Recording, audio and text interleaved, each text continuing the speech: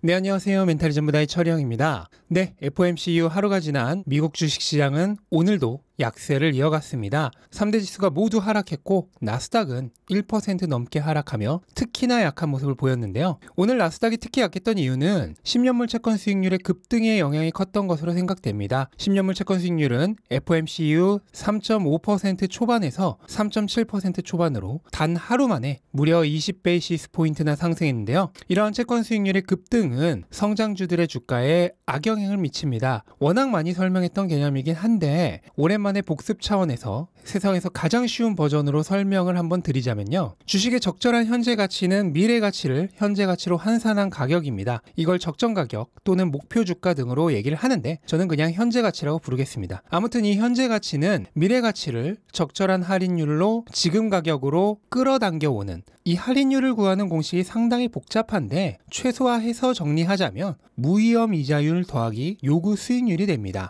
이때 무위험 이자율이 바로 명목금리인데 미국에서 명목금리는 거의 대부분 10년물 채권 수익률을 사용합니다. 그런데 이 명목금리가 오르면 어떻게 될까요? 예를 들어보죠. 3년 후 미래 가치가 $100인 주식이 있고 이걸 현재 가치로 환산해 보겠습니다. 명목금리가 2%이고 요구 수익률이 8%라 했을 때 할인율은 10%가 됩니다. 그럼 이 주식을 현재 가치로 환산하면 $75가 됩니다. 근데 명목금리, 그러니까 10년물 채권 수익률이 올라서 4%가 되었다고 해보겠습니다. 그러면 할인율은 12%가 됩니다. 그렇게 되면 현재 가격은 어떻게 될까요? 할인율이 12%로 올랐기 때문에 현재 가격은 $71가 됩니다. 이처럼 명목금리인 10년물 채권 수익률의 상승은 전반적으로 미래에 훨씬 높아질 현금 흐름을 기대하는 고성장주, 일명 고PER주에게 더 큰 영향을 미치게 됩니다. 오늘 고성장주들이 크게 하락하며 나스닥이 크게 약세를 보인 이유가 되겠습니다. 미국 기업 중 5번째로 큰 기업인 테슬라도 예외는 아닙니다. 물론 테슬라는 바이든의 친 EV 정책의 약발이 거의 끝나가면서 오늘 미국 전기차 기업 전체가 하락한 영향도 받았겠지만 어쨌든 빅테크 기업 중 최대의 고성장주이기 때문에 할인율 상승의 영향을 받지 않을 수 없습니다.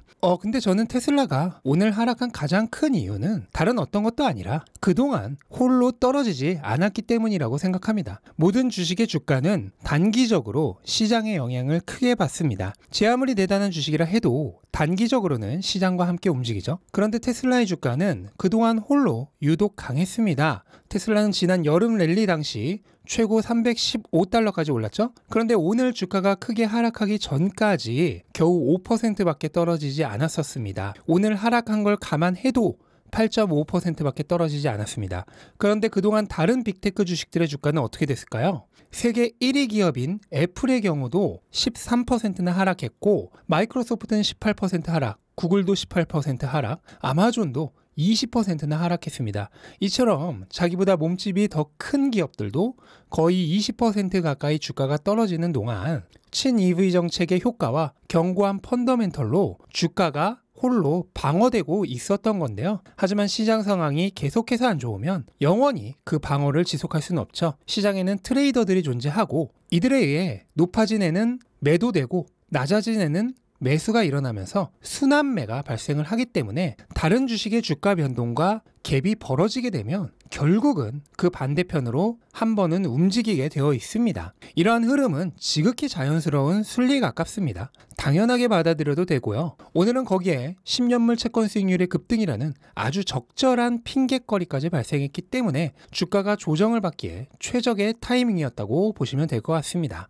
네, 어쨌든 당분간은 시장이 딱히 강세를 보일 만한 요인은 없을 것으로 생각이 됩니다. 아마도 다음 CPI 발표 때까지 각종 경제 지표에 민감한 반응을 보이면서 6월의 저점 근처까지 물러날 가능성이 충분히 있어 보이고요. 결국 시장의 다음 행보를 결정짓는 가장 크리티컬한 이벤트는 9월 CPI 발표가 될 것 같습니다. 다음 CPI 발표일은 10월 13일인데요. 이때 물가가 얼마나 내려왔는지가 시장을 움직일 결정적 한 방이 될 것 같습니다. 아마도 지난 8월에 실망스러운 물가 하락률을 감안한다면 이번에는 최소한 7%대로는 내려와야 그나마 긍정적으로 받아들여질 수 있을 것 같고요. 무엇보다도 유가의 영향을 받지 않는 근원 CPI가 내려오는 게 가장 중요한 요소가 될 것 같습니다.